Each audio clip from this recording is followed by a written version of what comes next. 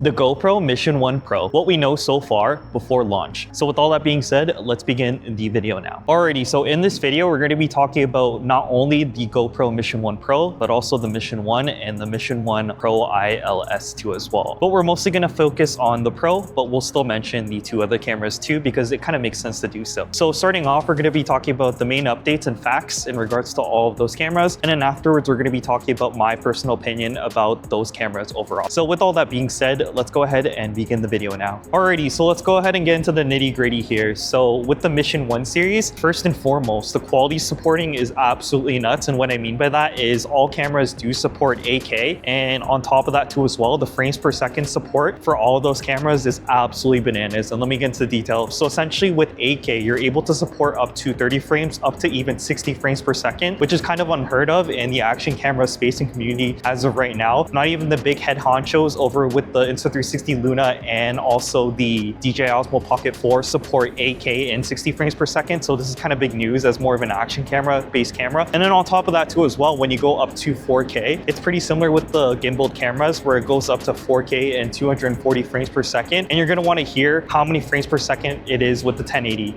It's crazy. Okay, so to specify, this is only going to be supported with the Pro and the ILS cameras, but you can go up to 1080p at 960 frames per second, which is like ridiculous. Like how crazy is that? You're gonna have literally the most slow motion of all slow motion footage along with the Mission series, and being able to do that is just game changing and like honestly incredible. And also a given too as well, because it's kind of more of a pop-up situation. You're gonna have a better sensor on the camera in itself, and then you're gonna have 14 stops of dynamic range, which is kind of like the golden standard here in the market in 2026 when it comes to all action cameras. Again, the thing that stands out about this camera the most is the fact that it is still going to be classified as the action camera of action cameras, how it has the built of one rather than the gimbaled action cameras that we're currently in the midst of right now that are doing a head-to-head battle. So something to think about for sure, you know. Sort of hit the nail in the coffin here. All the rest of the facts are pretty like golden standard. And what I mean by that specifically is the camera is going to be very durable in comparison to a gimbaled camera. Of course, it is in the action camera space and field. It's also going to be able to be waterproof, and you can just go out and about and then go into certain depths, and having the ability to have it waterproof and having really good quality is going to be there for you too as well. What we don't know as of right now is the fact that based off my GoPro Hero 13 experience, the user experience is not the best. Like it's a little choppy when you press on the haptic feedback there on the camera, and like being able to circumnavigate your way towards the menus and the systems isn't the best compared to Insta360 or DJI. On the caveat, we don't know if this camera is going to, you know, exceed its expectations because it's not officially released yet, because the official release date is what you're going to see on the screen. One's going to be the pre-order date, which I think is the 21st, and then the actual release date, which is the 28th. Yeah, we don't know for certain how the user experience, the UX UI is going to be, but hopefully they're going to make a comeback and then the actual user experience is going to be way better. But we're going to have to wait and see, because the GoPro Hero 13, I'll be honest with you, didn't have the greatest experience. DJI and Insta360 has a better experience and also has a better app too as well. Quick app is okay, but I like the other apps better. So we'll wait and see if the application with Quick and the GoPro is going to be better. We'll see. Already in the last known fact about the camera in itself, a huge upgrade. So with the GoPro Hero 13, you're only able to use the media pod, or you know, the microphone media pod, to be able to have external audio quality to make your GoPro Hero 13 sound way better. But now I think it's going to have a wireless microphone, and then without a transmitter or transponder, it'd be able to connect to the GoPro Mission series, and you'll be able to go really far, kind of like with the mic mini I'm doing right now, and just have really good audio quality up close or super far with an external microphone. Or you can also use third-party microphones and plug it in via Type-C, kind of like what I'm doing right now with the DJI mobile transmitter. That's definitely, you know, a long time coming, something that we've been sort of waiting for on the GoPro end for quite a while now, and I think, I'm not 100% certain, but I'm pretty sure it's going to happen. This is finally going to be the case with the GoPro Mission series. But first, let's talk about NordVPN. So I know when I'm surfing the internet, I want to feel safe and secure and not have to worry about any scams, phishing issues, or just keep my passwords protected. And the way to be able to do that is to use NordVPN. I know, as an example, if you want to use NordVPN in the Philippines, you can go ahead and set your location to the Philippines and watch Netflix and gain all different types of shows that you wouldn't be able to get here in Canada and United States otherwise. And you can also use NordVPN in China to be able to gain access to your apps while you're visiting over there, as an example too as well. So the NordVPN is definitely a great VPN to use for all the above. So if you want to be able to use NordVPN, go ahead and check out the link in my description and in the comment sections. And with all that being said, let's return back to the regular scheduled program. Alrighty, so now my opinion in regards to the GoPro Mission series. So I have to say, first and foremost, I do own the GoPro Hero 13, and my experiences with the camera in itself aren't the greatest in comparison to, let's say, my Insta360 products or even my DJI products too as well. But on the caveat, I will have to admit too as well that the GoPro series is kind of the OG here in the action camera community and scene, and they've been around probably the longest out of everyone else. It's been the sheriff in the town for quite a while now. So with that in mind, maybe the turnaround of the Mission series is going to come soon, and by the time these Mission cameras come out, it'll inevitably exceed our expectations because they have been,